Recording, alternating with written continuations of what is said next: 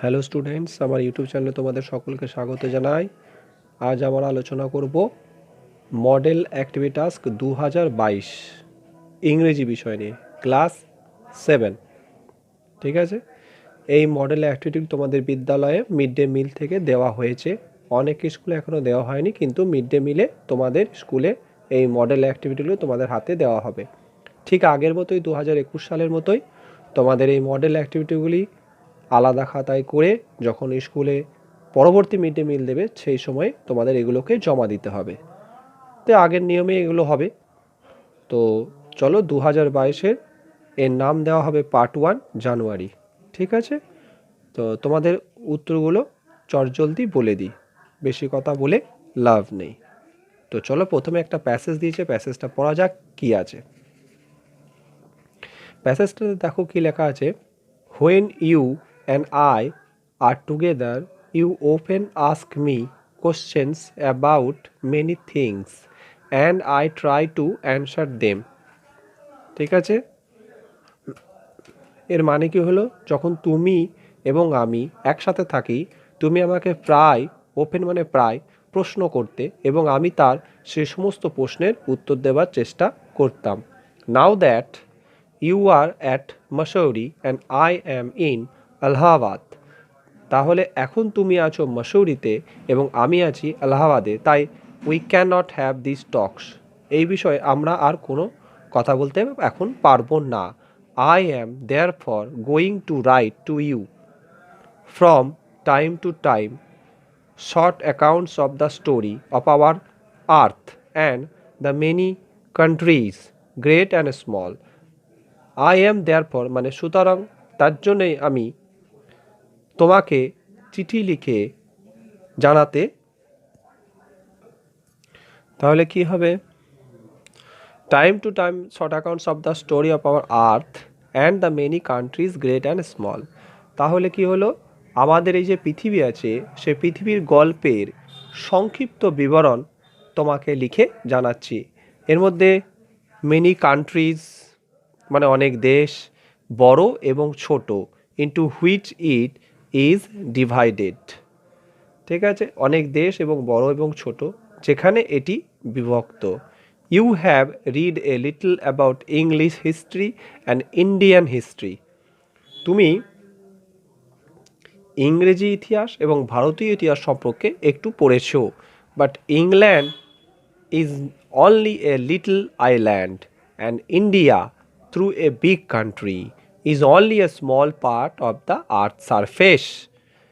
কিন্তু ইংল্যান্ড একটি ছোট্ট দ্বীপ এবং ভারত হলো একটি বড় দেশ। তবে এটা মনে রাখতে হবে যে is only a small part of the earth face, এ মানে কি, পৃথিবী পৃষ্ঠের এটি একটি ছোট্ট অংশ মাত্র। ঠিক আছে,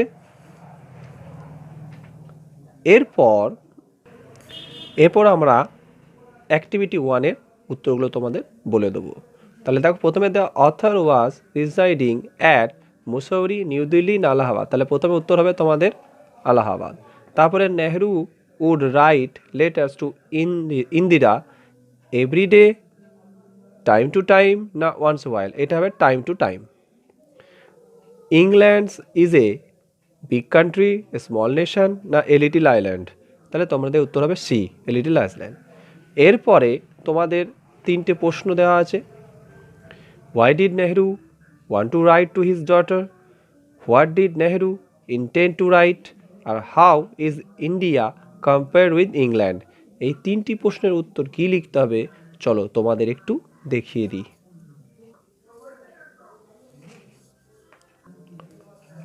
তাহলে তোমাদের প্রথম উত্তর দেখো, why did Nehru want to write to his daughters. কী লিখবে তোমরা, লিখবে Nehru was in Allahabad and his daughter was in Mussoorie, at Mussoorie.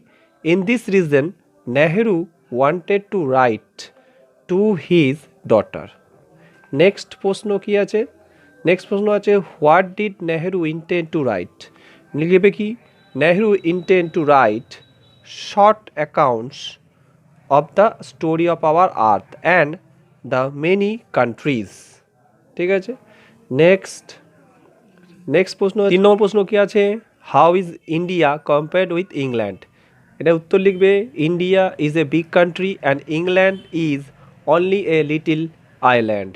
ঠিক আছে, এবার দেখো অ্যাক্টিভিটি 2, এখানে তোমাদের পসেসিভ প্রোনাউন্স ও পসেসিভ অ্যাডজেক্টিভ বসাতে বলেছে। ঠিক আছে, তো এখানে কি আছে, this winter dash father give me a new sweater, এখানে তোমরা করবে মাই। আচ্ছা, can you spare me a pen as I forgot to bring, এখানটা করবে মাইন। আচ্ছা নেক্সট, এখানে লেখা আছে years ago this plot of the land belong to dash but now we don't live here, তাহলে এখানে কি করবে আওয়ার্স। আচ্ছা, এটা কিভাবে লিখবে একবার আমি দেখিয়ে দিচ্ছি খাতায়। দেখো তোমরা খাতায় এভাবে লিখবে, অ্যাক্টিভিটি 2 পুরো কথাটা লিখে এভাবে লিখে জমা দেবে। নেক্সট আমরা যাব থার্ড অ্যাক্টিভিটি। অ্যাক্টিভিটি থার্ড, এখানে একটা চিঠি লিখতে বলেছে 70 ওয়ার্ডসে। Write a letter to your friend describing him or her about your village or town, mention about the various flowers fruits birds that you see around your house. তাহলে একটা চিঠি লিখতে বলে তোমার বন্ধুর, তোমার গ্রামে ফুল ফল পাখি কী কী আছে সেগুলো দেখেছো, সেগুলোকে তোমাদেরকে উল্লেখ করতে বলেছে। তো চিঠিটা কীভাবে লিখতে হবে চলো দেখিয়ে দিই চট করে। একটা চিঠি লিখতে গেলে প্রথমে ডান দিকে তোমরা এইরকম তোমরা যে চিঠি লিখছে তার ঠিকানা লিখবে। তোমরা দেখতে পাচ্ছ আমি চিঠিটা লিখেছি, সুতরাং চিঠিটা আর পড়ছি না। তোমরা ভিডিওটাকে পজ করে এই চিঠিটা সুন্দর করে লিখে নাও।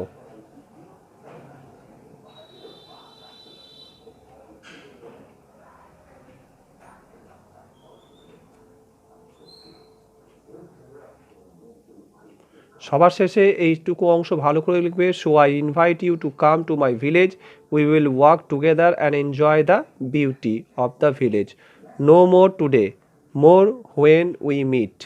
এবার মনে রাখবে তোমরা এইখানে তোমাদের নাম ইয়োর সেভার, আর এইখানে হচ্ছে যাকে চিঠি লিখছো তার ঠিকানা লেখো। ঠিক আছে, তাহলে আশা করব তোমরা তোমাদের সমস্ত প্রশ্নের উত্তর পেয়ে গেছো। আমার এই ভিডিওটাকে ভালো লাগলে অবশ্যই একটা লাইক করবে এবং আমার চ্যানেলকে সাবস্ক্রাইব করে আমাকে সাপোর্ট করবে। ধন্যবাদ।